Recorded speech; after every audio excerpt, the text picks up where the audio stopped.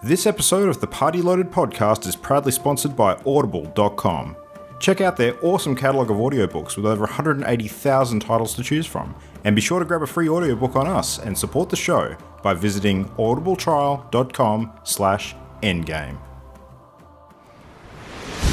Let's party.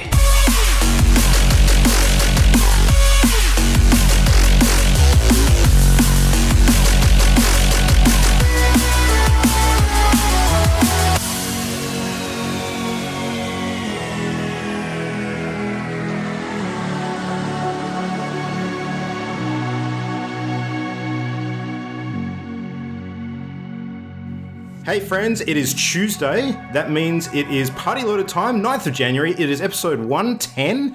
We've got the gang all here to dive into some more video games action. I'm Luke. We have joining us tonight the usual Jam, the usual Ollie, and the exceptionally unusual Imogen. How you doing? What's up? Yeah, good. Why am I unusual? Well, it's unusual for you tonight because if anyone was paying attention last week when we had the show on, they would know that sadly we're going to be saying goodbye to Imogen at the end of tonight's episode. So I'm dedicated to making this a special one for you, Mimo. Let's chat about what we need to make it happen. After that episode, I die, I pass away. No, that's it. No, we lock you in carbonite. Yeah. We thaw you out when we have a great need. You know, we just keep everything on ice. It's going to make it special for you by calling world unusual. calamity would I need to return to the world for, do you think? What would I be best suited for? If I was, returned in a great time of great need, what would that be? Shortage of WoW players. Yeah. like Harold Holt rising again from the ocean. Mimo comes out and supports the entire WoW player base. Yeah. Yeah. All right, well, I mean, Mimo, to make tonight a special episode for you, what does that actually look like? How can we make this the perfect show for to send you off for the this short term at least? What would you like? Just make it a fun one. Make it a fun one? Memorable lulls. Yeah. All right. All right, that sounds good. We've had a few lulls this week, so hopefully we can recount some of the successes and failures of the last 7 days. But lots of cool stuff to talk about. We're going to have a bit of a chat tonight about some of our most anticipated games of 2018, which I think will be a good fun discussion. Get to look forward to all the new shinies coming throughout the year. But before we do that, let's chat about some of the stuff that we actually did this week. And I just want to kick off very briefly with something that's non-video game related because Jam and Mimo and I got to do something fun on the weekend. Ollie, unfortunately, was out doing other nerd shit. I think you were playing in an Infinity tournament and then doing a date night or something. Correct. Yeah. What's Infinity? Tabletop war game. Yeah. Oh, Toy Soldiers, cool. Yeah. Toy Soldiers, yep, my other nerd. Very, very techie sort of Too many cyber nerds. future sort of ninjas and shit. Yeah. It's a good game. All the animos. Yeah, that's right. But we did an escape room. So we did one around this time last year. I think it's started to become a bit of an annual thing. Can we call it an annual thing if it's happened twice? Is that enough? Or is it third time? Sure. All right, cool. Sure. Because so far it's covered 2 whole years. That's true. Yeah. That's has. consistency. Nice. We always do it on a hot day in January. Yeah, which is fine because Every it year. tends to be Annual nice and event. cool in there, which is all right. Yeah. Yeah. So, trying out a different one. This time we went to, what was it, the Escape Hunt in Fremantle, I think was the name of the place. Mm-hmm. And we did an escape room that was themed around a Perth detective on his day off, basically falling down a mine shaft and then trying to work his way out of the tunnels and uncovering a mystery down below, which was super hilarious because a friend of ours that we actually took in to do it with us is actually a Perth detective. So it was not like his day off, it was like a day at work. And super realistic. If you're not from Perth, there's just mines everywhere. That's all we do, is pull things We out fall of the down ground. all the time. Yeah, all the time. It's a big problem. Mm-hmm. We pull things out of the ground. That's why Jam lives here, because it's the closest thing to weeding she'll ever get. So, what did you guys think of the adventure? Was it a worthy escape room? Tough? Easy? What were your thoughts? I think it was good. I think that we kind of were like ants. You know how if you were to release baby spiders or ants onto something, how they kind of spread out and they seem to sort of understand that for the greater whole, everyone needs to sort of sacrifice themselves. And that's what happened. The door closed and everyone just went different directions organically and started tearing things apart. It was interesting. But it was fun. I think that the puzzles were interesting and we got them in the end. Yeah, it was good. Smashed them. Yeah, we got told just as we were coming in that apparently the record for the room that we did was 45 minutes, and we finished it in, I think it was 32, so we did real well. Yeah. something. 34 or something like that. Yeah, I think we beat it by 12 something. minutes, I remember. 30-something. Yeah. Less than the record. Reverse It was great. math. Yeah. So, but yeah, you're not wrong. Like pulling the room apart, like there was a filing cabinet up against the wall that I nearly pulled off the wall and probably would have gotten in a lot of trouble. You started taking that crap apart. You were like, "Oh, this comes apart." I'm like, "Yeah," because I think it was jammed. She's like, "Well, yeah, it had to be put together somehow." Well, they bolted it to the wall Bloody up Kurt top. asking if we had hairpins so he could pick a lock. I was like, "Wait, that's not how this works. It's not that type of escape room." You have to It's figure out just the what they puzzle. gave us a couple of instructions when we got into the first room because there were no lights in there, Ollie, and there was a couple of dangling globes from the ceiling, and they expressly said, "Don't touch the physical lights. There's another way to turn them on." And if they hadn't said Guess that, I how think we long would it have broken was something. before Luke asked, "What do you think he meant by don't touch the lights? Do you think he meant the bulb or the wires or the switch on the wall?" I'm going to guess a minute and a bit. Pretty much. Pretty much. I think it was safely within the first 5 minutes. We were like, what did he just say? Don't touch the lights. It means all of the light. There's a camera on the roof. They can see you. Stop. Stop.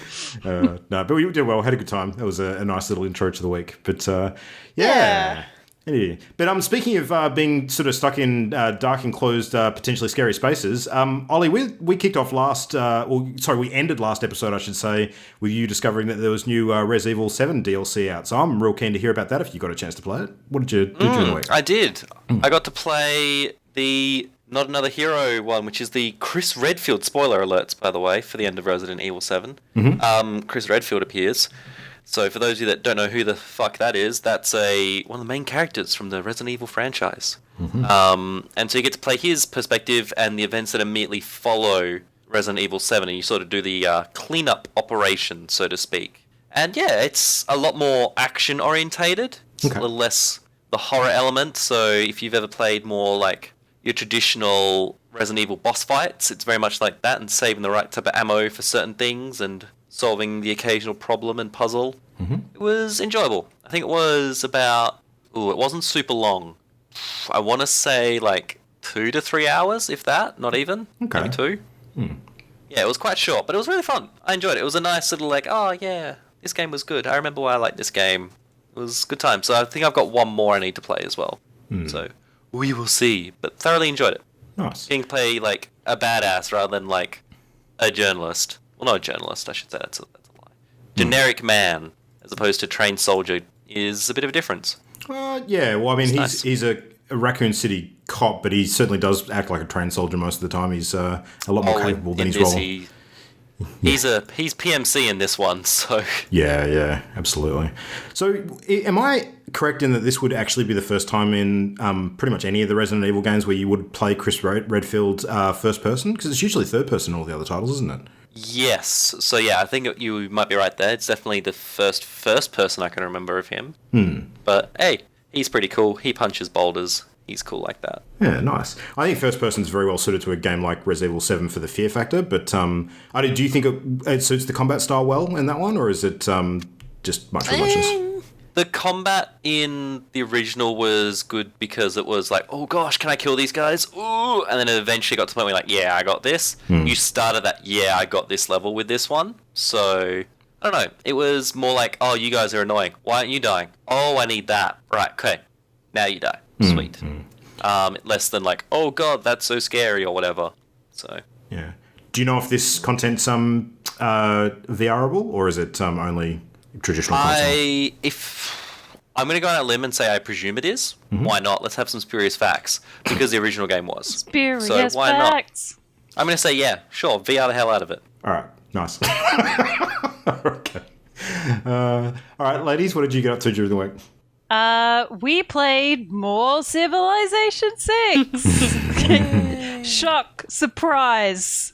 Everybody didn't expect it at all. And we actually did something that is incredibly rare in Civ 6 in that we finished a multiplayer game. You what? Yeah. Yep. Yeah, we Who finished knew a two? 250 turn game. Sorry, did you say 150 or and, 250? 250. 250. Holy shit, We that's a didn't nice get to the effort. full 250 because Gravy. Nemo religion bombed her way to victory. Oh. Yeah, I won. She was being so sneaky. I Maka and I would were at war. like to inform you all that the predominant religion of trollolololol will go down in history as being the fall of many great empires. Nice. Didn't you know I'm already a devout acolyte of that particular religion? I'm sure you're aware. Every time I captured one of Jam's things and like converted her to the religion, she was getting notifications saying trollololol. It was the best. And I'm just laughing, making my Mars lander, trying to complete the science journey, thinking I'm nearly there, and Mark's spies fucking sabotaging it. Yep. Every chance he can get. And it's a race of me counting down the number of turns to know if I've got enough time and enough spaceports to build all the parts that I need. Yeah. And suddenly there's this like cut screen. Game over. And I'm like, no, Imogen. I feel like in order, like for the victory speech, I feel like what I need to do is give due credit to Jam and Mark trying to kill each other for probably about 100 turns of the game, which not only was incredibly annoying in terms of how long it took. I could have read or listened to an entire audiobook in the time that it took them each to do a turn. So I feel like that gave me enough time to really plant my religion. And Jam thought it was adorable. Jam the whole time, she's like, oh, it's cute, you can convert. She's like, stop bombing. Just, oh, you stop. She wasn't doing anything to stop me. I don't know how the religion win side of things works. So I was just like, you whatever. could have spied. You could have stole my religions. But yeah, I was getting like 140 or 150 religion a turn, which I could just pump into buying like acolyte after acolyte after acolyte. And then at the end of the war, Mark was like, well, shit, someone's going to do something about this and try to counter me. But that just made me more determined. Nice.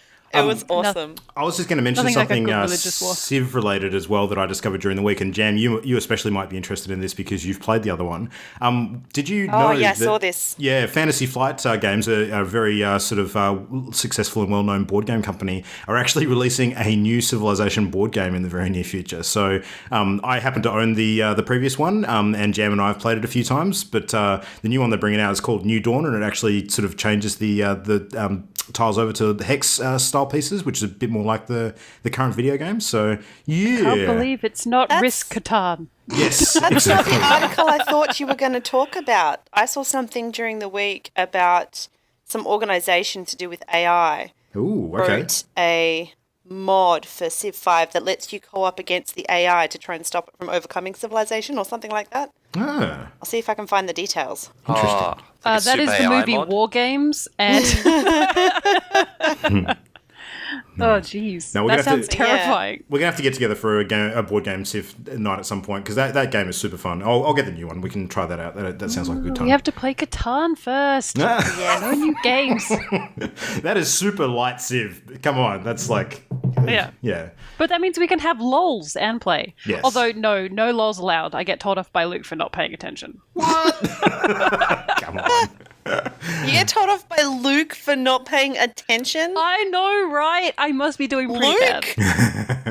That was kind of the point. The last time we played Settlers, I finally, for the first time in fucking forever, got to like get my own back and give me my shit for not paying attention when it's always me on the receiving end of that kind of complaint. Hashtag not bitter. Yeah, but you know, there's a reason for that, right? I know, which means that you can't be a hypocrite when I'm finally actually doing the right Speaking thing. I was not being a Speaking hypocrite. I was of- playing very well. I was paying attention. How many times did we have to explain things to Luke during the Destiny raid, Ollie? I'm staying out of this. I'm going to be Switzerland. All right, I'll cop it sweet for this one. I did a lot of dumb shit. Moving on. So, Destiny raid. Let's talk about the actual raid. Let's just breeze over it when it's Luke. Yeah, I think we could just assume that I fucked up and just leave it at that. Oh yeah, multiple times. Justin was not happy. The rage. I could hear his rage. Oh, you could hear the teeth gritting. Although, in my defense, like, okay, so the headline here is we actually managed to complete the Leviathan raid. No defense. In my defense, we would not have done it if I wasn't a sneaky bastard and convinced everybody to stay for a bit longer than we otherwise intended. But that's all. Or we might have finished it 2 hours sooner. Okay, fine. That's probably another Counterpoint. Oh, shit. So, anyway, Ollie, you've seen the whole raid now. And the I have. final two pieces of the puzzle that I don't think we talked about on the show with you anyway, previously, was the Gauntlet Room and the final boss fight with Emperor Callus. So, what were your thoughts on those two areas? The gauntlet is annoying, and the Callus fight is far too easy for a boss fight. Okay. It's easy when you're 335. That's true. Yeah. At 290 Which on PlayStation, multiple we ones of us were. struggled. Yeah, Jam and I, having struggled done hard. the fight before, it was definitely different this time around. I did feel like the sticking part before, which is when you're dealing with a lot of the sort of mobs, the ads that sort of spawn out and tend to take a lot of your attention. They were killing us every time on PlayStation, but they were just virtually an afterthought this time around. It was much smoother. So, but no, it was cool. I should say easier in that the Callus fight felt like it had less to coordinate, if that makes sense. Like, Yeah. all the other ones require a lot of finesse and coordination, whereas the Callus fight, I don't know what it was like, because I was in the away team, which meant I was in the Shadow Realm, getting sucked towards a giant Callus face, which is a wonderful image. So I don't know how hectic things are on your side, but ours is just kill Scions really fast. Yeah. Much to Jam's chagrin when it didn't happen. I want to say that, I mean, it went super smoothly because I explained it really well. So I'll take credit there. I will actually give Jam some credit. I think that when she did take over with some of the explaining of stuff, she did really fucking well the other night. So that was a good effort. I will give you a round of applause for that. Well done. It was great. But Thanks, Luke. Shout out to Justin, who sort of acted as our raid leader as well, and I think he did a fantastic job keeping everybody on task except for me, because I don't fucking listen. Yeah. It's like, when this happens, don't jump on this platform till I say it. I'm already on here shooting. Fuck. And then we reset, and it happens again. Luke! No, I didn't screw it up enough that we reset. Twice in a row, dude. Twice in a row. Yeah. All right. Same exact thing. You know the bit where Spock yells out Khan? I was imagining Justin doing that with his microphone on mute, but with Luke. I had to take a What I was 5-minute imagining. break to cool down. Yeah, quite possibly. But yeah, we got there in the end. It was a valiant effort, and we did it. And it was the last run that we had was, besides a couple of minor screw ups, it was pretty much a dream run because we did get everything else pretty much spot on. So that was good. And I love the little sort of story bits that happen after the raid too, where you realise that Callus's power comes from, Bleep it out. comes from something that you might not Jesus. expect. So yeah. And I won't say exactly what. You might just need to do the raid to You were find out. gonna. Yeah, I was gonna. Yeah. So close to Oh, spoilers. the game's been out for months now. Anyway. Doesn't matter. Not everyone's achieved raid, Luke. Not No, everyone that's is right. lucky Yeah, we only enough to have just people did. they can raid with. Actually, it's funny that you mentioned that. One thing I think that maybe the final part of the raid was missing is some sort of commentary from your ghost. Like, one thing I really appreciate in a lot of the strike levels and stuff is that you actually do have your ghost sort of talking to you and giving you a bit of context as to the environment and the situation that you're in. The fact that lacks in the raid, I think, is a missed opportunity. They could have put something in there. It would have been really cool. I think it's great. You're not supposed to get clues. They're supposed to be challenging. Not and it's supposed to be clues. difficult to coordinate and arrange and figure out how to... I think Beat the Luke room. means more like the background and like the fluff side of thing. Like, oh, that's a cool thing over there. Exactly. Wonder And what that's Yeah. for. I don't mean That in the sort of middle of the stuff. fight either. I mean maybe when you're just entering certain rooms and things, just to give you a bit of information about the story links to the environment you're in. That Like when kind you of go stuff would past be the cool. Vex waterfall, and he's like, oh, yay. Yeah, exactly. Yeah, that kind Milk. of stuff.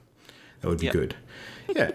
But yeah, we've still got and a also, bit of raid content I to get did through. the inverted spire and got a tank for the first time. I didn't even know that was a thing. I was giddy. Oh, yeah. That was awesome. It made Positively it so giddy. so much easier. Yeah. I couldn't shut up about it. Drove Dave insane. It was great. It's still one of those games where there are weird, random, hidden things that I'm pretty sure we haven't discovered anywhere near all of yet. So, and Destiny 1 was a bit like that as well, from what I understand. There was a couple of really weird sort of hidden things that people didn't discover until, months and months and months, and in some cases even a year or so later. It makes you curious how much stuff like that is still yet to be uncovered in the game, which is very, very cool. But we've still got one section of the raid to look forward to, which is the raid layer that got added with the Osiris expansion, and then we've got more content coming in, March? So yeah, enough in there to keep us entertained for a little while longer, I think, which is good. So Destiny's still lots of fun. So this week, not a huge amount happening in the industry as of yet because things are still warming up, but the Consumer Electronics Show is on this week, and Ollie, you were looking at some stuff along the VR sort of line. So what did you discover? Yeah, I'm paying attention to some VRage because I like VR. Like, I would like to see it become more commonplace, and I think this is a good step in the right direction. So the HTC team announced the Vive Pro, which is basically the next model along. And what main difference is so far is it's got better resolution, which is great. Always a good thing. It's got actual inbuilt headphones, so you just put on the whole rig, and there's your thing. And it's also got microphones built in as well. So it's got the whole shebang all in one unit, which I think is quite nice. Mm-hmm.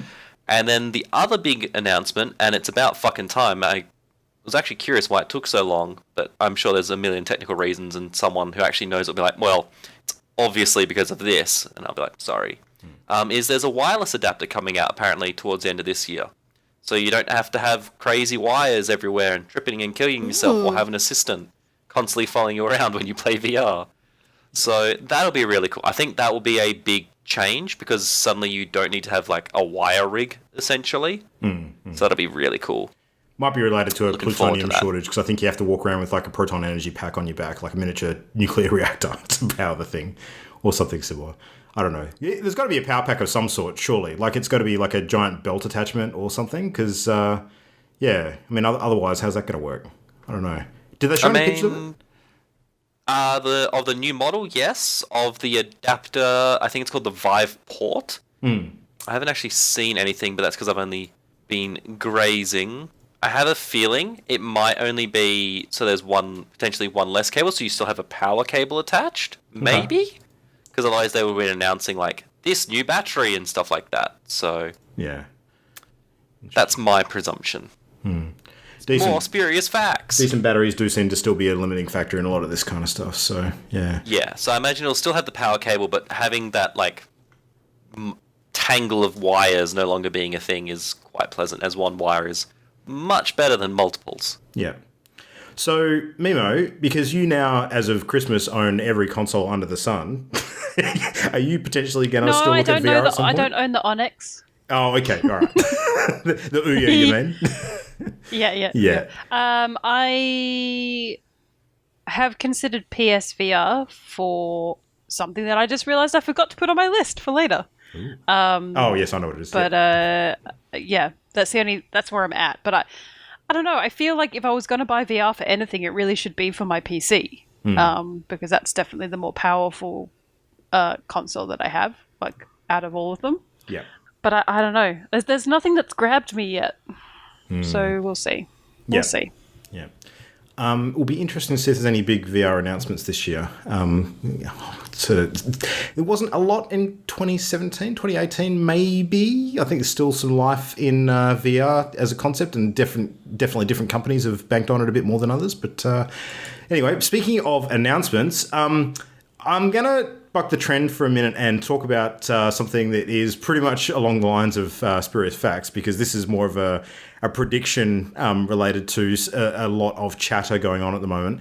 But word on the street is that we're going to see a Nintendo Direct at some point in the next few days, and it's going to be a big one, people reckon. So it's not like a completely unfounded rumor. Like, there's a lot of things that have been happening. People have done their research and pointed to different sort of minor leaks, sort of indicating that Nintendo's planning on doing something perhaps on the 11th, which would be this Thursday, Friday for us, depending on time zones.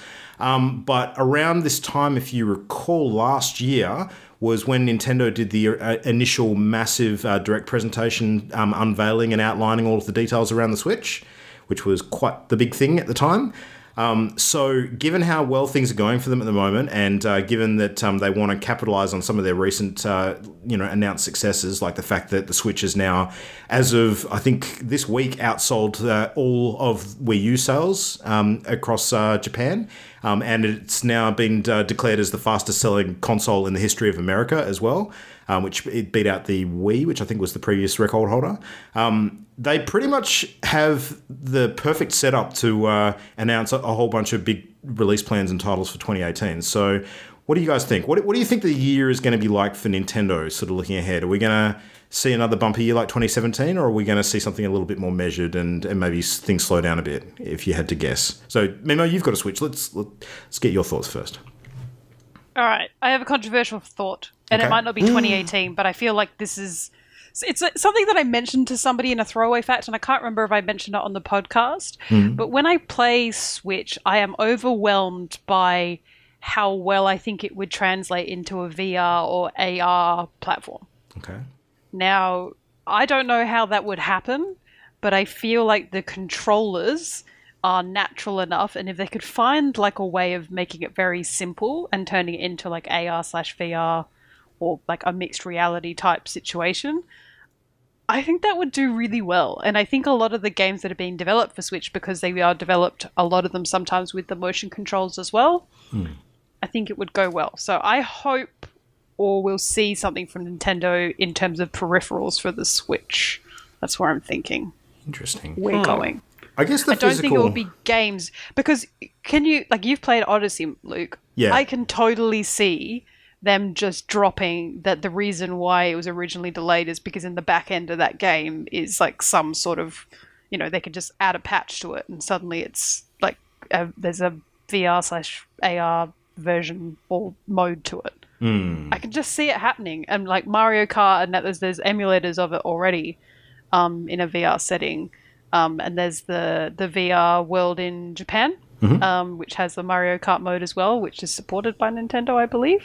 Yeah. So, I don't know. I feel that's where it's going. I feel like something around those motion controls has to be leveraged by Nintendo at this stage.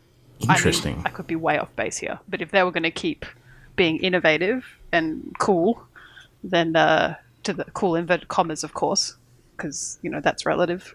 Yeah. I'm actually just trying to visualize like the phone model versions of VR where you've inserted the smartphone into the headset, like whether that would actually work with the physical size that the Switch tablet is. That's exactly what I'm thinking. It's like a head-mounted thing, or it'll be one that can just connect directly to the dock. So it'll be more of a seated experience, I see. I don't see it being a moving around thing with like cameras and all that. I see it as being more as a seated experience, but I definitely feel like it translates. I feel like it would work. I feel like they've at least thought about it, surely. Yeah. As a Switch plebeian, how big is the actual like Switch screen compared to a average smartphone? Oh, it's much bigger. Ooh. Much bigger? Yeah, I'd say it would be like the Samsung. I can't believe I'm not an iPad Mini. So it's just smaller than an iPad Mini, and it is, there is weight to it. It's not heavy, but I can imagine that if it's on your face, that would be too heavy for for a setup.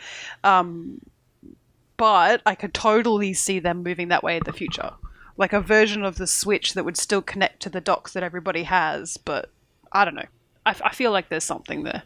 I'm just doing a bit of quick on-the-fly research on how big the Switch screen is. So apparently it's 6.2 inches, which is 16 centimetres on the diagonal. So gives you a bit of an idea. Okay, so that's not too big. Yeah, I think Mimo's comparison is pretty accurate, though, like the iPad mini type size. Yeah. It's a bit longer than that, though, or wider, I should say. So, yeah, I don't know. It could work. Be super. I mean, Imogen, how baller would it be if they actually announced that and then you're just sitting back going, yep, fucking called it? Well, it depends when this actually comes out. Otherwise, it could look like we planted it. But, yeah. I mean, I hashtag called a bunch of the PSVR stuff, so. Yeah. Nice. All right. We'll see. Jam, did you have any thoughts on that, or you no idea, Switch? No idea. No. I think I'll have to get one, though. Yeah. Man, Switch is solid. I want to play some more of it tonight. Anyway, so I'm super keen on software announcements that they have this year. So I mean, some people have said that they reckon that this Nintendo Direct, when it happens, is going to be almost like an E3 level of sort of announcements. And I'm like, that would be kind of cool. I don't know if we can expect that much realistically, but I don't know. Nintendo do their own thing. They don't necessarily wait for any of the big shows like a lot of the other companies do. So they could surprise. Could be some interesting stuff out there. I think we'll see probably like a version of Smash for the Switch this year at the very least. They've got to announce that at some point, surely, whether it's a port or a Switch version, because that's one of their big stable of games. And, we're not going to see a new Zelda or a new Mario this year. Like maybe some more DLC content for Zelda, but, a lot of people think there'll be more Zelda. Would be interesting. But anyway, that's fun stuff to look forward to for Nintendo. let's Hey, chat about other I have stuff. an update on that Civ mod. Oh, yeah, go. So I found the details. It's a mod called Superintelligence that was released by the University of Cambridge's Centre for the Study of Existential Risk. And basically it adds artificial intelligence options to late game in Civ 5. But if you leave it unchecked, has the chance to destroy rather than assist your Civ. So it sounds really interesting. It's kind of cool. Sounds like Elon Musk's have to worst check that out. nightmare. Yeah. Nice. All right, well, anyway, that is at some point in the future. Let's talk about other stuff in the future of 2018 and what games we're super looking forward to this year. So to make this a little bit easy, we have got a few lists that we're sort of referring to, but we're not going to read through like a list of all of the titles coming out because God knows there's too many already and we'd be here all night. What we thought would be far more effective because each of us have sort of slightly and in some cases wildly varying tastes. We might just do like a bit of a casual roundtable chat and chat about some of the stuff that we're really excited for in 2018. And if we know when it's coming out, we'll talk about when it's coming out. So, Jam, do you want to kick us off? Like, what are you super looking forward to in 2018 if you had to pick a few top games and what do we know about them at the moment? Ooh, okay. So one of my top ones is definitely State of Decay 2. Mm-hmm. What do I know about it? Well, if you haven't played State of Decay 1, it's like a zombie survival game, but it's really cool in that you manage a roster of survivors, and each of them have different personalities and strengths and weaknesses. And if they die while out foraging, you lose them from the roster. That's it, they're dead. So you try and send them out in groups, but if they're incompatible, it starts creating issues between them, and there's fallout, and problems crop up. It's just really neat. It was an unexpectedly surprising game when I first played it a while ago, and I've been so mad keen looking forward to this one because they're introducing 4-player co-op, which will be amazing in this game. And good news, I found out that each player will retain control over their personal roster community, and it would just be your friends dropping into your game or you dropping into your friend's game. So they can't really fuck up your roster, which is something I'm worried about, because if Luke was joining my game to take over the people I had carefully hoarded, I would be like very resistant. But it's cool. You scavenge for like bits and pieces. You take them back to your base where you've set up. You start fortifying it, building your areas so that you can produce things better or store things better. And if you outgrow that, you try move on to another bigger town. And it's just really cool, and I'm so looking forward to it. And the cool thing is I know that there's a handful at least of our friends who are very, very, very keen to play this as a multiplayer game. So I think when that hits, we're going to be lost for a week or two. Yeah, that does sound pretty cool. Is that first or third person, do you know? Oh, God, I can't remember. Good question. I can't remember. I seem to recall seeing some sort of trailer footage that was third. I'm not 100% on that, though. But I think it was, because typically I'm pretty sure you could see the person that you'd sent out. Yeah. But it's going to be on Windows and Xbox. It sounds like it's going to have that crossplay thingy where if you own it on Xbox, you can own it on Windows. Mm-hmm. And it's expected quarter 1 or quarter 2, so we'll see. Yeah. But yeah, very much looking forward to it. All right. Do we want to go sort of one at a time, or do we want to just sort of dump all your anticipated stuff and then we'll move on to the next person? Nah, take turns. All right, cool. All right, well, I'll jump in with one then. I think this is one that we're all going to agree with, and I'll start off with one of the big ones. We know that there's a pretty good likelihood that we're going to see Red Dead Redemption 2 this year. So Rockstar have been putting a bit of stuff out in 2017, some background images, and we saw the trailer, which was, what was that? Was that actually E3? I can't remember. It was that long ago that we actually saw something. Yep. It was E3, and then after E3, it was around my birthday. It was like end of September. That's right. Yeah. So we don't know heaps about it at the moment, except for the fact that it is a prequel timeline-wise. It focuses on, I forget the name of the gang, but Dutch was one of the main characters that was sort of involved in the leadership of that gang, if I'm not mistaken, from the original Red Dead. So it's going to be a bit of a sort of story about how the group that John, is it Marsden or Masden? Marsden, isn't it? Marsden. Yeah, sort of winds up running around with. And yeah, we've had that little promotional goodie in GTA Online with the revolver that we spoke about recently, which you can pick up and that's going to port into the game. So I don't know, all signs are pointing to it not being too far off in the distance, but the one thing that makes me pause is the fact that Grand Theft Auto Online is still making stupid amounts of bank for them. So And given that there's going to be a Red Dead Redemption online component of some sort, which we can only anticipate is going to be a games as a service sort of model, you just have to look at the business side of things. Like, are they going to pull the trigger on that when it could cut into their existing player base on GTA Online, or are they just not going to care and do it anyway? So, I mean, I think it's pretty clear that this is the reason why we haven't and won't see a GTA 6 for a little while longer, like probably a number of years. But I don't know whether Red Dead Redemption 2 is going to factor into that, because it's a totally different sort of genre. So, I don't know. What do you guys think? I think they've definitely considered it. I don't think they've gone, stuff it, we don't care. I think they will release Red Dead and hope that what it does is attract people back who have left the GTA community, and I think those who are sticking with GTA are going to stick with GTA.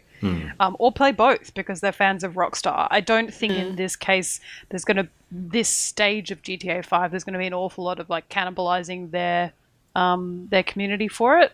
And potentially what you'll actually see is Rockstar say, right, so you play GTA 5, in Red Dead Redemption, you can get this thing, and you've already seen it. They've already put Red Dead Redemption items in GTA, so you're just going to see a cross-pollination like Blizzard have achieved. That's true. They're very good at their that. games. So I think it's considered. I think that they plan to release it this year. I don't think it will be. I think it's one of those instances where it is huge and it's a really anticipated release, and at the moment the trend tends to be towards late announcements of things, and I think and they release pretty quickly. The lead time of this means that the anticipation for it can harm them greatly if they get it wrong. So I think that, I don't know, I just feel like there'll be something that they say, look, we need to get it right. It's going to be early 2019. Yeah. That's where I think we're at. Rockstar has a history not unlike Blizzard where, you know, it's all in the name. They are beholden to no one. They'll fucking delay things and release things when they are damn ready. Yeah, so, they're no Bethesda. Yeah. Well, I mean, but it City. also, it took more than a year for them to finally release heists, when they were a huge part of the promotion for GTA Online. So that's a good point. They might also be trying to avoid that situation. If something's not working, I think they'll delay it, because they can, because GTA is being so successful. And I don't think it's going to mean lost revenue if you've got one person spending money in GTA that's now spending it in Red Dead. Yeah. It's still the same dollars. Not to mention that GTA Online had a troubled launch, and it took a while for the online portion of that game to get really, really good. So, yeah, it took ages to come to PC properly. Well, the online component anyway. I feel like if anything, it'll release. That's a really good point, Jem, that I hadn't considered. Is maybe it will release in parts. Maybe we'll get the story and not the online, possibly. or maybe we'll get online but only on PC or only on PlayStation, Xbox, etc., and not on PC. I think they'd want to do it all at once, and for that reason, there'd be delays. Otherwise, it'd be a missed opportunity. But I'm so keen on this game. I cannot wait. I didn't expect to love Red Dead Redemption as much as I did. Yeah, cow person. Yeah, I would like to be a non-denominational cow person. Thank you. Calamity Mimo. That's what you're going to be. Yeah, Calamity Mimo. I love it. We're down. Awesome. All right, well, speaking of Calamity Mimo, what have you got on your list for Calamity Mimo has something that I alluded to earlier that I had forgotten to put on my list and I added whilst we were talking, is Moss, which is a VR game that's a PS4 exclusive, and I cannot wait. And the reason why I haven't bought VR already for PS is not because I don't think there's great games, but there's just no sort of big adventure games. There's like lots of cool experiences and once-off, and I haven't really been driven to spend the money on it yet. And I was also weighing up the purchase of a Switch. Now I have a Switch. I mean, we'll see. But Moss is a beautiful little game which you play third person, where you control Quill, a little adorable mouse, through puzzles in a beautiful world. And it's much more of a seated VR experience, which I'm sort of more keen on. And using the sort of accessible PSVR headset. So I'm super keen. No final date. It's from Polyarc. They've shown it all around the world and they haven't come to Australia yet. I'm super bummed. So I don't know. If it's not released this year, I hope that it's at least at PAX this year for me to see. I'll be surprised if it's not this year. They've certainly been doing the rounds. It seems to indicate that they're not too far off.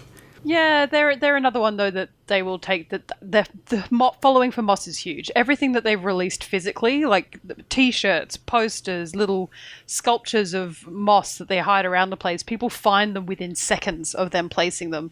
The Polyarch people get stalked through games, just like gaming cons, just so that people can find them placing these models that they then put up on their social media for you to find. So the following for Moss is already huge.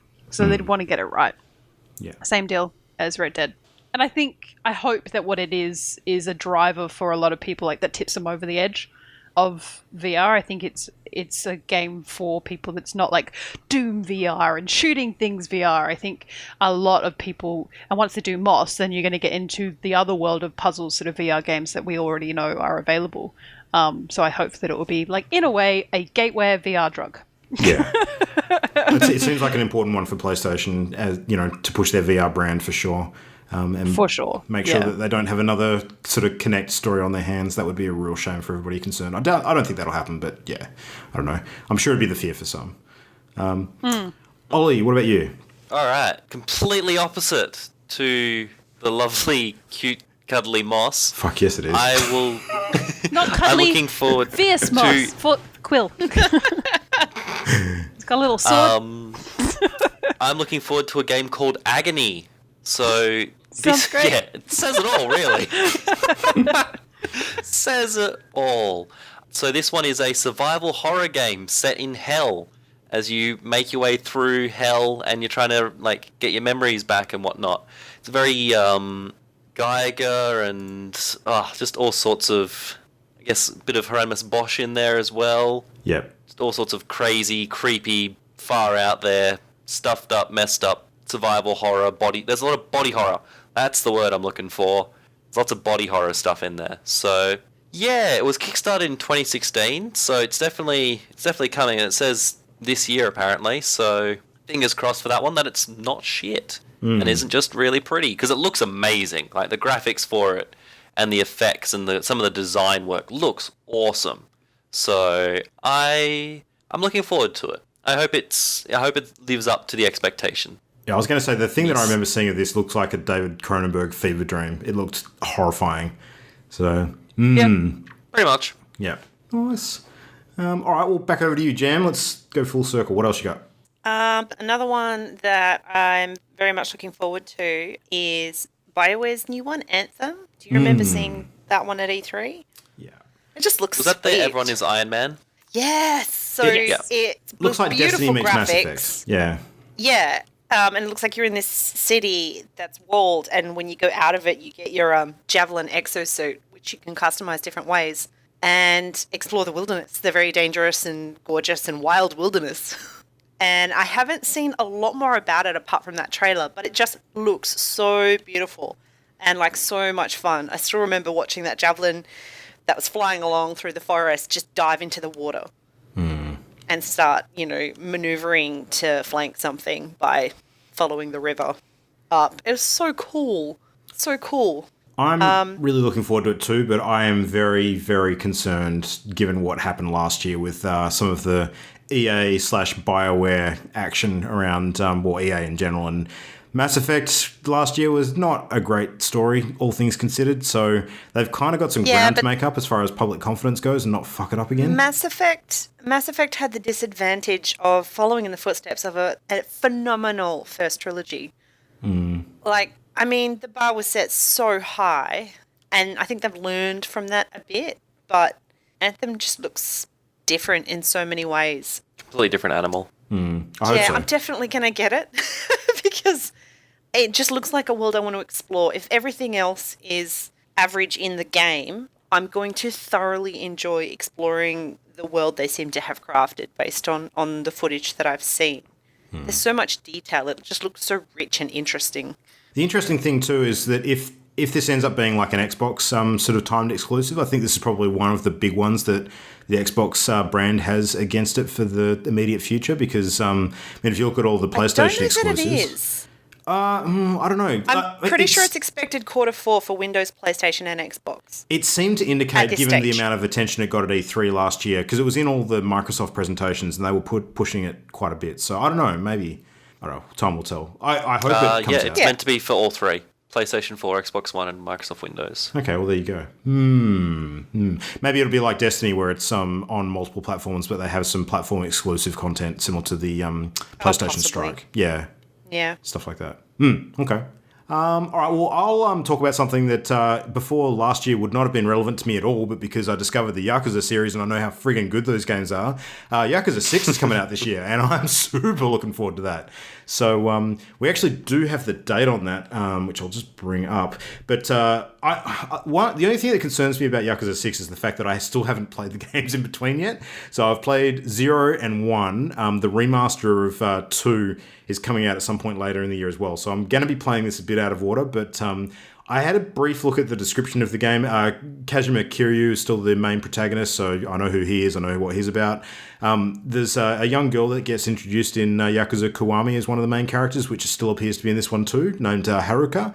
So she's still in there. So I know a bit about what's going on with those two. What's happened in the meantime is going to be a bit of a gap, but I'm sure that they'll have some exposition that kind of bridges that a little bit. But yeah, it's on a brand new engine for the series, and it looks like it's really going to capitalize on it by adding some cool new elements, like actually building up sort of fighting dojos or clans or something. It was either clans or gangs, I can't quite remember, was apparently going to be one of the key features of the game. And they've done similar stuff in the other ones before, like in Yakuza 0, you actually had to build up like a chain of sort of nightclubs, and also there was a real estate sort of side thing that you did, which was actually quite integral to the game too, like actually buying properties and managing them and making money off them and, you know, managing their security and all that kind of thing. So it gives you some stuff to do rather than just the main story, and it actually does have some relevance to how you play the game. So I'm hoping that stuff's in there. But man, Yakuza's just so good. Like it, yeah. I hope that, Jam, you have a chance to play one of these games before 6 comes out, because I'd like you to be able to know what I'm talking about when I'm actually gushing about it later this year. That would be really cool. Yeah. But yeah, I'm real keen on that. I'm just trying to find the date. Yakuza 6 can't be that far off. I know it's Q1 or 2. It's the front end of the year anyway. Churning out those games. Yeah, well, I mean, Yakuza 6 is the first sort of, you know, truly new one. Like, the others are remasters, which, you know, take a bit of effort, sure, but it's not quite the same sort of situation. So, anyway, Mimo, if you want to continue on, I'll look at the date for this and I'll chuck that on when we have a moment. Oh, no, here it is. It's March 20. There you go. March 20th. Coming real soon. Oh, you're going to run out of time. Nah. Well, the next game on my most anticipated list is a bit of a weird one. I mean, let's be honest, most of mine will be. It was a game that was announced a billion years ago, and I'd almost forgotten about it as a concept. It was announced, I think, 2014 at E3, and it's a game called Dreams. Now, Dreams is a game made by the same people who made Little Big Planet, Media Molecule, and Dreams is a little bit different. Dreams as a concept is the idea of community-built game. So what it is a tool that they're giving you where you can create levels that you can then share with the community, and then they can play it, and you create your dreams or your dreamscape. Now, what they've done since then is add like a single player mode, like a story mode, to give you an idea and to sort of inspire you and build it. But the idea behind Dreams mainly is that comes with that community element. So you play the game, you get to know a little bit of the characters, and you think about, you know, you go through and you find somebody's dream and you either play it, and there's lots of different things you can theoretically. The article that I read today, because I was looking for a bit of an update, was like theoretically you could create like a PUBG, like your own version of PUBG in this game. Like that's the sort of scale we're talking about. The idea is that it will come released with multiplayer and all of these different sort of really easy elements for you to be able to build. It's a PS4 exclusive.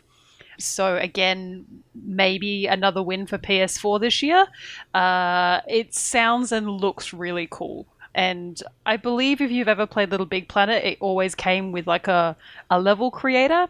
And I think Media Molecule say that they never felt like that quite achieved what they were hoping for. And so that's where Dreams came in. The idea for Dreams came in. So they do like little mini game jams. If you watch the E3 sort of coverage and interviews, they do little mini game jams in the office every now and again in their own game, where people create all sorts of weird and wonderful games within the Dreams sort of sphere, which is kind of cool. I like it. So I think Sounds hopefully it will come out awesome. with lots of sort of examples for you. And of course, I mean, I'm sure it's the internet, so I don't know about moderation or how that will happen or anything dear. like that. But you never know. It's Rule 34. Yep. So, but yeah, Dreams is my sort of, that would be kind of cool. I've never really been a big level creator. I feel like it'll be way up Jam's alley and potentially Ollie with his experience in Mario Maker and things. I think like that you would enjoy creating like art games, Ollie. I don't know. And Luke, I know that you have an interest in making games, so I think it would be good for people to sort of dabble in it and get to sort of create and develop their own sort of games in this toolbox. Yeah, the mechanics behind that toolbox fascinate me a lot. I've been hearing this game come up in conversation a lot this fortnight, so I don't know if that means that it's, review copies are starting to work their way out into the wilds with some outlets or not. Yeah. I think it's got a lot to do with, 5,000 most anticipated of 2018 articles. And also There everybody seems to be a bit trying more to... detail, though. I don't know. Yeah, and it's a collation, and yeah, they're probably in overdrive because it's a 2018 year, and they're good to capture it because it's been 3 or 4 years since we heard a lot from these guys. So super cool, yeah. All right, I think it's Ollie's turn. It's my turn. I am looking forward to a bit of an odd game for me personally to choose, given my other ones, and you'll see why in a second.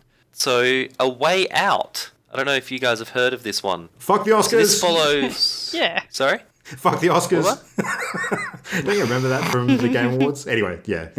It was the guy, Joseph Fares, who did the Fuck the Oscars rant. He was the guy who designed A Way Out. It was hilarious. Yeah, it was hilarious. You got to go back and watch right. it. Yeah. Okay, I'm nodding. Yeah. But yeah, this game looks really cool. I love the shit out of Portal 2's little two-player co-op thing. I thought it was really cleverly designed, and this game is specifically designed to be a two-player co-op split-screen experience. And you're basically following two brothers, I think it is. I should really know this, I shouldn't don't think they're brothers. I think they're just acquaintances, but yeah. People that know each other. Yeah. That's fair enough. And yeah, they're escaping from a prison. They're then surviving outside that prison world, and you have various personalities. So one is the hot-headed one, the other one's the calm, collected one, and they have different strengths and weaknesses. And yeah, I'm intrigued to it mostly because I really, really like games specifically designed for co-op, and so there hasn't been a lot of, for lack of a better term, there haven't been a lot of AAA games that are specific co-op ones. I know someone's immediately going to be like, excuse me, there's these. Off the top of my head, I don't know them. And so I'm looking forward to it because, yeah, like I said, I loved Portal 2 for that reason, because it was a really fun mode and it actively promoted it. It didn't feel like, oh yeah, I could have done this single player. No, you had to have two people for it. And so I like that you have to have two people for it, and you can see what's happening very clearly and had the juxtaposition between the two scenarios and characters. That one is coming out apparently March-ish on the three big ones. So 23rd, I think it's PS4. There you go. PS4, Xbone, and the Windows. So yeah, I'm keen for it. I like a bit of good co-op action. So Ollie, I think maybe one of the reasons why you thought the guys were brothers is because Joseph Fares, who's the head of Hazelight Studios, his last game, in fact his first game that he's best known for, was actually Brothers: A Tale of Two Sons. So that would be why. Might have been in the back of your mind, yeah. I'm just going to go with that. Yeah. I paid a lot of attention when they announced that game was only necessary to be owned by one person to be able to play two-player. So apparently the other person doesn't actually need to have a copy of it, which is super cool. That is interesting, actually, yeah. Oh, I should also mention, by the way, there's no single-player mode for this game. It is only co-op. Yeah. Which is, I think, why they made it. You only have to own one copy. So yep. They don't have to price it in half. Yeah. I think most people who like it will go and buy it anyway, so that's, a good thing. I mean, I'm definitely going to buy it. I kind of don't give a shit. I want to be able to play it when I want. So, support the creator and all that. If they do a good job, hell yeah, I'll buy it. Absolutely. Probably buy it even if they don't do a great job. That's how I roll. Jam, how do you roll? What are you rolling on to next? One that is getting released on the same date as Yakuza. another March game. On March 20, Sea of Thieves is coming out. Yay! Huzzah! I just think we're going to have so much fun. Sailing the high seas, fighting other people. It looks fun. I bet it's on... Who else has that on their list? I do. I can get it confused between Sea of Thieves and what was the other game that is coming out next year that's very similar. Is it... because there's two pirate games. There's two sort of team combat style pirate games. Black Wake? No, Black Wake's... Is the one that's already in early access. No, it's... I don't know. It'll come to me. But like they've both been at E3 around the same time. One's a lot more cartoony. One's a bit more sort of Assassin's Creed, sort of Black Flag, gritty looking. Oh, yes. I've forgotten the name. Yeah. I just see us getting into Sea of Thieves. It's out soon. It looks fun. Silly fun. Yeah. I'm still bummed we didn't get to play it at PAX because it was too hot out and the line was too long. Yeah. Played on the ship. That would have been sweet. Is it Skull and Bones, Luke? That's the one. Yep. Yes. That's the other one. Nice. Yeah, but it's Windows and Xbox, and yeah, you'll crew a ship for pirate shenanigans type thing, and it's the cartoony one. Yeah. Very cutesy looking, silly. Reads the shoot each banana other out rum. of cannons. Oh, that's right. Yeah, this is the one where the dude ate the banana without taking the skin off. That was awesome. How would a banana wear pants? I think it'll be fun, and I'm looking forward to trying it out with friends. Yeah. Yeah, ditto. So getting back to the single player end of things, one that I am really looking forward to this year, which we know is coming super soon. I don't think they've actually confirmed the exact release date for it, but it'll be 2018. Nope. That's the new Spider-Man game. So Yes. yeah. Spider-Man. So there's been plenty of footage doing the rounds of that. It is looking very Arkham game series style in terms of its movement and camera angles and general gameplay and combat and that sort of stuff. But they've captured the Spider-Man theme perfectly. The villain that they've chosen is someone a little bit different to the usual canon Spider-Man villains. So, I mean, Kingpin's still in there, but... Mr. Negative is the main antagonist, I think, and I think a lot of people won't know too much about him. He's a bit more of a modern Spider-Man villain, so it'd be cool to explore some new ground. But yeah, like everything I've seen for that game so far just looks fantastic, and it's by Insomniac that have a pretty decent pedigree when it comes to games as well. So. Yeah, we will see. I'm looking forward to big things from Insomniac this year. Cannot wait until they announce the release date. I'll be on that like a shot. That'll be a day one purchase for me, no doubt. Absolutely. My expectations for that game are well up there. Yep. So Heck yeah. best live up to it. My only big fear is that it's too on rails. I hope there's enough sort of capacity to run around in an open environment and do stuff. A bit more like Arkham City instead of Arkham Asylum is kind of what I'm after. So you've got a huge playground with New York. I hope they use it, basically. Yep. Agreed. All right. Well, I guess I'll do another one. This kind of feels like we like opening presents at Christmas. Like we have to go one at a time. It's a bit weird. Mine is Oublette, which is an Xbox exclusive, I believe. Oh, no, it's on Steam. It's coming to Steam. And it's probably coming out elsewhere. It's basically a Pokemon game crossed with Animal Crossing. So there's a couple of other iterations of things like Ooblettes, but they will never be quite like Ooblettes because Ooblettes has like some great sassy humor in it, and I'm looking forward to it. No date yet, but they have sort of solidly said 2018. So I got my hands on it. I played a little bit of it at PAX this year, so we'll see. Yep. Just a quick one. I've got a couple of quick ones now. Okay.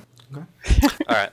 I'll do a big one then. So I've got Detroit Become Human. So Mimo and Jem, did you guys play the demo of this one, or was it just Luke and I? I can't remember. Nah. Okay. We were Okay. queued in the queue room. Yep. I was super hyped for this game, and it will definitely be on my list as well. Yes, this is a PS4 exclusive done by actually one of my favorite developers, Quantic Dream.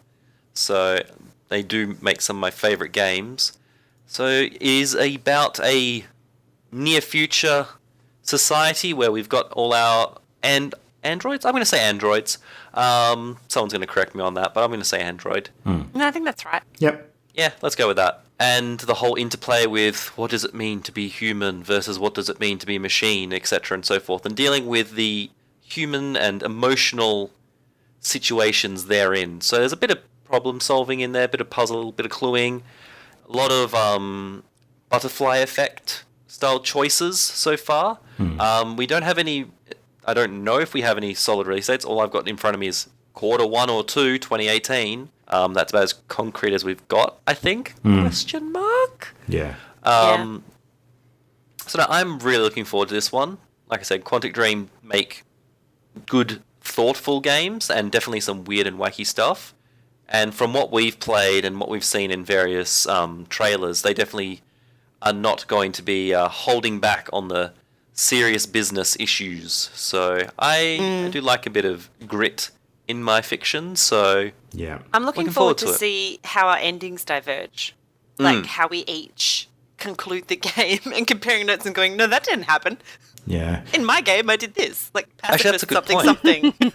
something. I'm actually very intrigued to see how it all fits together, because we've played a demo which was one very, relatively isolated scenario, and then a trailer has shown another isolated scenario. I'm curious if it's just going to be those, vignettes, little episodes Vignettes, in the universe. Similar to Or if Edith Finch kind of thing. Yeah, but that still had a main character, linking them all. So I'm curious to see if this is completely separate episodes, or if there is a overall arching meta plot. Okay. So I'm curious. It reminds me a lot of a procedural police drama done in the style of Black Mirror.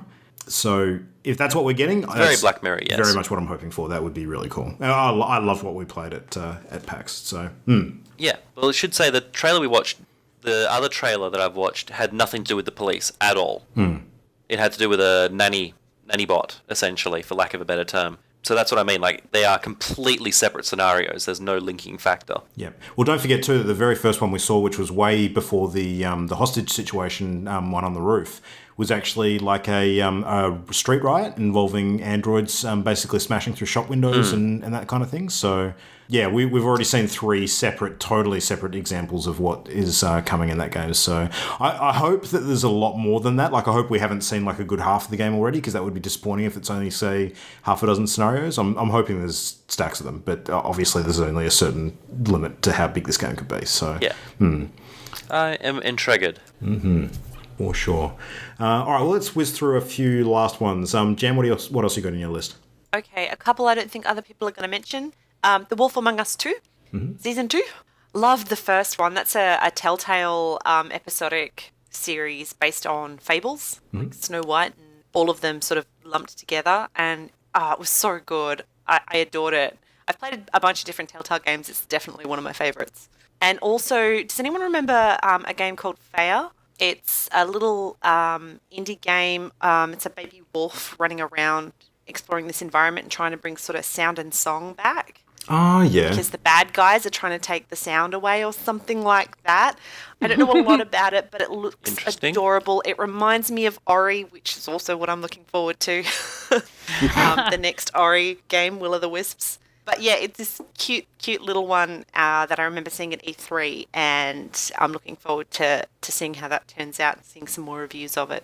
As far as Wolf Among Us 2 goes, I would be super keen for that, and I'll jump in, head first, if Telltale fix their engine. If they have not fixed their engine, I will not touch that game. So I've been burned a bit too hard on the last couple, so we'll see. They've got to sort their shit out. They make fantastic games, but they've been let down massively in recent times, which is disappointing.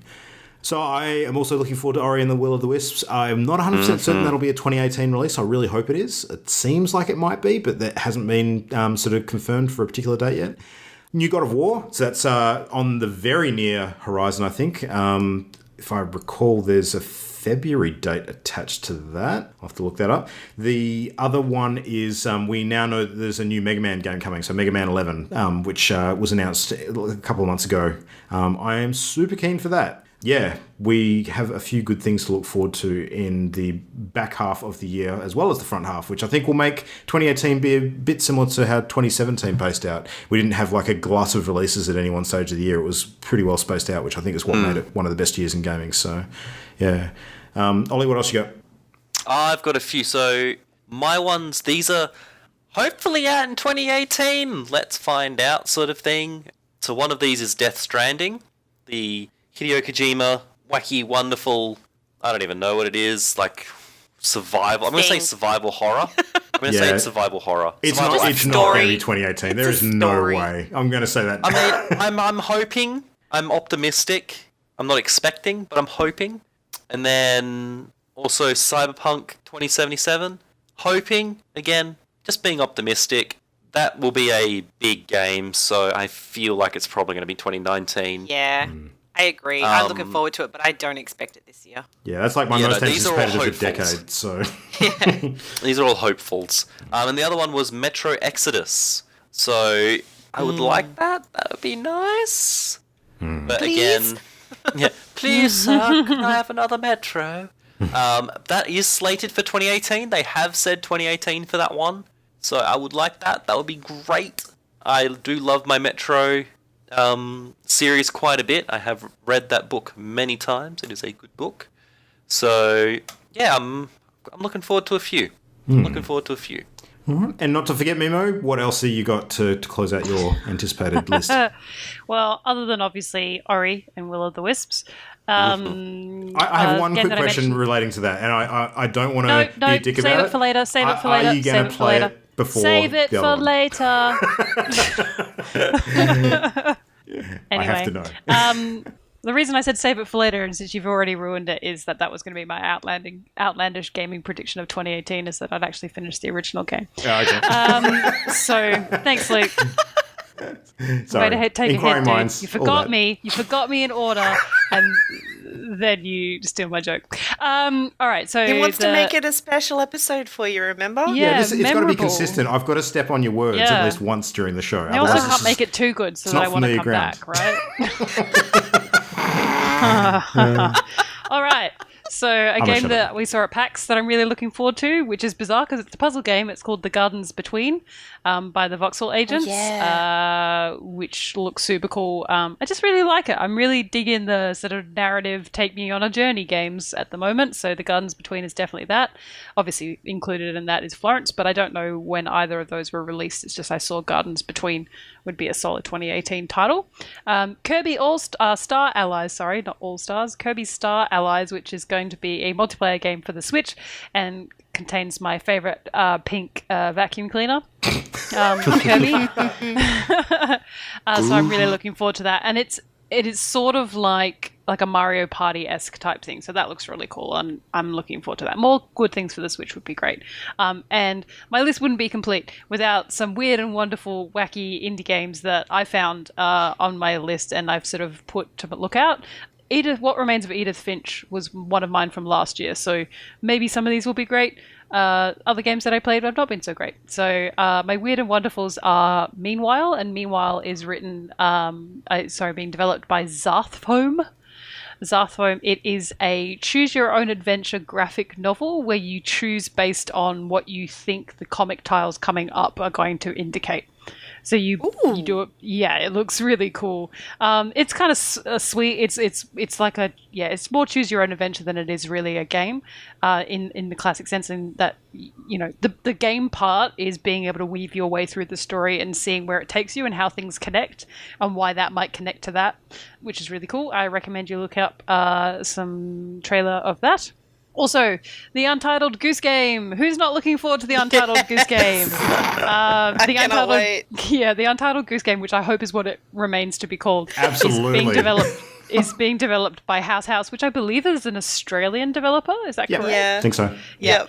And if you have not seen it, just look up the Untitled Goose Game on YouTube and you'll see about 1 billion videos of a very naughty goose who waddles around, and you've got basically missions, various missions as a goose that you have to do, like annoy the farmer and spray, like pull up certain weeds and hide the keys to his car and turn on the radio without being detected, like all sorts of wonderful things. And the internet just went, yes, we immediately require this game. So that's rumored to be coming out this year, and I'm very excited. And the final one is Wonder Song, which is a game. It is elements of platformer and elements of puzzle, but what it is based on music. So say you want to go up, you've got a circle around you, and if you push the stick up, it will make a note. So as you're going through a level, you're actually making a song. Okay. That looks lovely. It looks super lovely. Again, it's being made by a developer called Dumb and Fat, which must be super fun to have on a business card. And so I think Wondersong is going to be really good. So there will be easily my top 3, and I recommend highly if you've liked any of the Weird and Wonderful games that I've played, or you just want something a little different, definitely look these guys up. Yeah, especially Maybe that Goose they'll game. be the ones that I can come back on and talk about if we play like Weird and Wonderful games. Yeah, absolutely. Yeah, look, if you do play something like that, I think, we're all going to be involved somehow, so that's a sure thing, for sure. Yeah. Now, speaking of weird and wonderful things, now, Mimo, earlier in the episode, you made a pretty outlandish prediction around the possibility of a Nintendo AR or VR thing at some point in the future. Yeah, and if it wasn't a prediction, I mean, you're welcome, Nintendo. Yeah. Well, look, if you happen to get that right, that would be an absolute, called it moment. I think it's only fair for us to all have the opportunity that if we have anything in the back of our mind that we want to just shout out now and say later that we absolutely called it, if it happens to actually eventuate, now's the time to declare it. So I have 2. So does anyone else have any outlandish predictions they want to throw up for 2018? Or should I fire away? Sort of. You go first, though. Okay, so my 2... I don't know how outlandish this is. I think there's probably some logic in both of these, but I think they are out there enough that I'll be surprised if they actually do happen, and I'll be fairly smug. The first one is I think we're going to have a new Diablo game announced this year. However, I don't think it's going to be a Diablo 4. I think it's going to be a totally different title, and I think it's going to be a games as a service model of Diablo. That is my prediction. So something with a perpetual world that has more of a model akin to what Blizzard's doing nowadays, with reasons for people to come in and keep playing the game on a regular daily basis without it being broken down into seasons, how Diablo 3 currently is. That's what I'm predicting Blizzard is going to announce as their big thing. But didn't they try to support a shop function in order to skim money from people and whatnot for Diablo 3 initially, and it failed spectacularly? Yeah, they launched with a real money auction house, and the controversy around that was the pay-to-win mechanics that it introduced. I think they've learnt from that. I think they've obviously got an appetite for that kind of thing, and there's a good reason for it because it gives the game, continued life, adding new content in that sort of manner. But I think that they're going to be smart about it and actually do it properly with the next Diablo title. So that's my prediction. They should just pay attention to Path of Exile. Yeah. Path of Exile do it so well. 100% free to play. All the paid stuff is just skins and whatnot. Such a good game. That would be cool. My second prediction, and we'll see how right I am about this, I think that Bethesda are going to... Sorry, not Bethesda. Gearbox, rather, are going to do a bit of a fast one this year. And they're going to do a Bethesda and announce and release within 2018 Borderlands 3. So that's my call. Oh, that's a big That call. would be sweet. Yep, I reckon it's coming out this year. Huge call. 4 of us will have to fight over loot together. So yeah, I hate that about that game. All right, over to you guys. Anyone got anything that can top that? What do you think? Well, mine don't seem so outlandish now. Yeah, mine's not outlandish. Well, Mine I just think it seemed comes reasonable. true. Yeah, mine was going to be there was going to be a tipping point with VR this year. Mm-hmm. So I was going to predict there was going to be a tipping point for VR. Probably I'm going to say Q3. We'll say Q3, Q4. There's going to be a tipping point where suddenly it becomes there's a spike in it. Knowing that, now that I've said it, it's going to be like the death of VR in Q3. But that's okay. Wow. Oh, jeez. Like VR is cancelled. Like, oh, okay then. No actual no realities for you. Just the the real ones. You could be right, Yeah. because off the back of anything announced around the middle of the year at like E3 and Gamescom, that could give a renewed sort of spike of enthusiasm if there's stuff coming. So you could be right. I think it won't be the death. I think it will move into mixed reality. Yeah, AR. AR. Yeah. Yeah, that'll be nice. A upsurge in AR will help the VR industry as well. There just needs to be that AR accessibility. Minecraft. God damn it. I know, Bring HoloLens. Oh, HoloLens is one of mine. I want them to announce a date, and I want it to be very soon. Yeah. You I wait, want to play people are gonna Minecraft in my house. People are going to go Yeah. and watch the new Spielberg Ready Player One, and then everyone will be all about VR AR again. That's what's gonna happen. that's I true. actually genuinely think that will help. I genuinely think that movie will help Yeah. bring VR and AR into the sort of community mind. Like, outside of the generic gamer community. So Oh, I do man. feel like the movie will help push AR and VR development, which will be nice because it'll then be in the forefront of people's minds. That'll be good. I'm looking forward to that. I mean, Jam, go for yours. I was just going to say something I'm surprised that I haven't seen yet, and I would love to see someone do, which ties very much to how you were describing dreams earlier. And it's Little Big Planet that made me think of this. Oh, there you go. Just a build your own world thing where you can, in VR or AR, you can just create an environment with a really nifty tool set from scratch, including adding, background music or ambient noises, just something really sweet and cool that other people can then experience. So Very similar Gmod to how you 2.0. described dreams. Yeah, it's dreams. Not yeah. necessarily for gaming, but more for, I mean, it could be, yeah. But Like but VR dreams spaces essentially in as well. VR. It's kind of cool. Yeah. Yeah. I like I that just- idea. I think that has a lot of potential. And in the AR aspect, the HoloLens was the other thing I was going to sort of talk about. I want that to happen, and I would love for them to announce it soon. I don't think it's going to happen this year, but it would be sweet if it does. I just Jam can't will wait wear to... it all the time. Like 110% of the time. Jam will be wearing this thing. It's similar to what I just said. Instead of creating an environment out of nothing, imagine if you can just create an environment in your house. Like you're walking around and you've turned one room into a rainforest just for fun. It would be Then so you- cool. Then you don't need to leave your house to play D&D. It's great. You just hand Yeah. it to someone else and say, hey, look what I did. And they start walking around your house and they're like, whoa. And they turn a corner and get it. Oh, yeah. It would be just the sweetest. I think it would make for the most effective horror games in history if it's in your Hell own house. yes. For Hell sure. yes. Like You you're could chilling just out in run this cool haunted houses. environment, and then suddenly there's spiders. Spiders everywhere. The other S word. I've got two outlandish gaming predictions. One is industry whole. So the World Health Organization has declared gaming addiction as a disease or Saw an that. affliction of humanity. And I think that paired with Ready Player One and the development or continued look and environment into AR, VR and everything mixed reality will mean that there will be the perfect storm for the video game industry to make or break. 2017 was one of the biggest games years. A lot of people made a lot of money. And I think what that's doing is making people who outside of the games industry realize that this is a valuable investment opportunity, seeing games as a more viable business option. And I feel like 2018 is going to make or break how that is directed. People are either going to use it to exploit it, and we're going to see more loot boxes and more pay to win, or we're going to see people doing what seems to be happening at the moment, which is just piling time, effort, money, and energy into building games, being able to announce them and release them very quickly. Because I feel like the length of time that we from announcement to game is just more pressure on everybody involved. So I think it'll become very secretive out there because everyone want to keep everything under their hats because there's a lot being released and there's a lot of people who own gaming consoles now around the world. So yeah, so 2018 I feel is we're getting to the point where it's the regular people are starting to realize that this isn't just something that people with computer tans do in the dark, that this is a real sort of opportunity for fun. It's an opportunity to spend time with your family, to learn, and lots of other different things. So that's my sort of overarching one.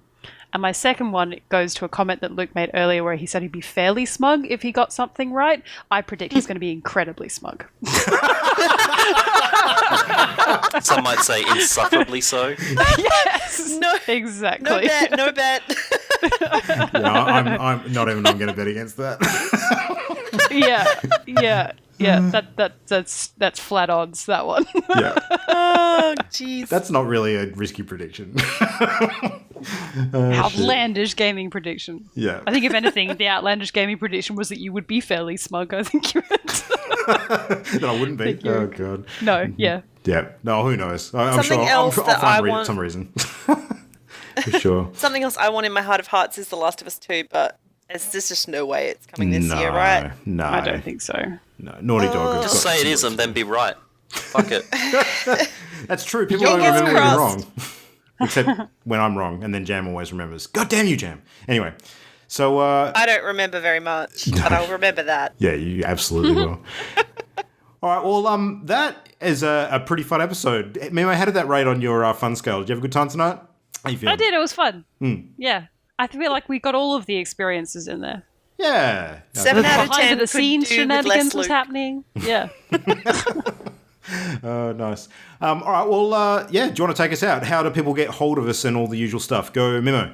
You can get hold of these guys by visiting or emailing mail@partyloaded.com. You can visit them at Facebook, Partyloaded, Twitter, @PartyloadedShow, or YouTube, youtube.com/channel endgame. Or you can Google us, because that's what anybody does anyway, even if you remember the website. And handy dandy Google will take you there, or at least close to that. You guys will see me still interacting with these guys as a fan. I'm now, hopefully, number one fan. Sorry, Simo. I could be 1A. There you go. I'll be 1A. I'll be fan number 1A. There we go. Now you're Shadow Simo. That's a hashtag for you. Shadow fan number 1. We've come full circle. Jesus. Yeah. Oh, no. So meta. Yep. No, well, something I'm really keen to do in the future, hopefully not too distant future, is now that I've actually got something approximating, decent internet, the opportunity to do some game streams every now and then has arisen. So I might see if you want to jump on and do some of that, maybe sometime, if you can. Could be some fun. I can do that. I can speak to the people of the internets. Yeah, absolutely. As we have done. Hooray. And we'll report on you to the peeps now This and is what then. Mimo's doing. We haven't played games with Mimo in 4 weeks. Hell no. It will never come to that. No, I don't think so. Not as long as there's games like Civ in the world. No. Or Jam. Although you did declare to me earlier tonight that you're going to avoid the new World of Warcraft Battle for Azeroth expansion later in the year. So Yeah, that's because I don't think impressive. any of you will play it. I think I might actually be true. done. Yeah. Outlandish gaming prediction. I think I might not Wow. play WoW again. Unless Jam wants to play in Wow. case I'm 100% in. We shall see. Well, I felt the same way about Legion, and then I got sucked into that. So who knows? It could happen, maybe not. It also depends on what's out at the same time, I guess. So yeah, wait and see. Very true. Cool. Very well, true. I just got to say, on behalf of me and everyone, I hope who has been listening to the show, Mimo, it's been an absolute pleasure. I hope you go out and have some fun and don't miss us too terribly. But we will be on your back constantly about coming back on and chatting about what you get up to Yes. throughout the year. Visit Done. us. Done. Yeah. We'll have to come up with a cool segment name, then I'll come back. I also want to take the opportunity to thank you guys for putting up. It's a bit of a role. It's been 2 years, dudes. That's a long time to be talking like every week. And we talk on top of that IRL, which is full on. So thanks for everything. It's been a lull. And thanks to guys who are listening. I know there's a whole bunch of people who listen to us regularly who were very shocked to either listen to last week or have me mention it on Twitter earlier in the week. So I'm not going very far. No. And I'm still playing these games with guys. So join the Steam community. We'll do that. Maybe I could be like, oh, guys, what you need to do is become a really big podcast, and then I can be a community manager. Done? Deal? Sweet. Yeah, sounds good. That Alright, works that for I can me. do. That I can do. That fits within my goals for 2018 if I could be community manager. So You can be a community manager already. You just manage yourself and, whoever else wants to be managed, and we're good. Simo. Hey, yeah, manage yourself Dinny. and Simo. Yeah. Done. That's it. Absolutely. Scott and Donna. Hi, guys. Yeah. Cool. All right. Well, I think that's probably everything that we wanted to get through tonight. Now, next week, I believe the plan is just going to be the three of us, so Jam and Ollie and myself. It's gonna be weird. Well, I don't know. It's not gonna be weird. It's not like it's not the done it first before. time. No, I'm gonna whinge a whole bunch. I'm gonna whinge. That's fair. Anyway, and we've got some other stuff in the works, sort of a little bit later in the month after that. So we'll suss that out and talk about things when they are ready to be talked about. So, what's everyone playing this week? Anything interesting? You want to declare intentions just before we wrap up? I can't Whatever remember. I want, because I don't have to talk about it next week. I love it. I freaking love it. I've gone rogue. I'll do some more Resident Evil 7, because why not? Nice. I'm sure I'll have more Destiny I just somewhere and Civ. I just picked up a little game which I'm keen to jump into. Probably not tomorrow night because I'm busy, but later this week, called We Are Billions, which is a zombie horde sort of themed RTS where it's kind of like a survival roguelike RTS where you have to sort of build a city and survive sort of hordes of zombies attacking you day after day. So I think, I guess, like Civ mixed with 7 Days to Die. That's kind of the impression I'm getting. So yeah, we'll see how that goes. It looks like a lot of fun. And if it's really good, I'm going to probably get on the back of a couple of you guys about trying it out. So we'll see. Yes, zombies. All right. A strategy game. Well, that'll be so hard. Twist my arm. Exactly. All right. Well, thanks everybody for listening. Thanks again, Mimo. And everybody have a great week. We'll be back again in fine form, no less, in 7 days' time. But thanks for listening. Until then, ta-ta. Bye, internet friends.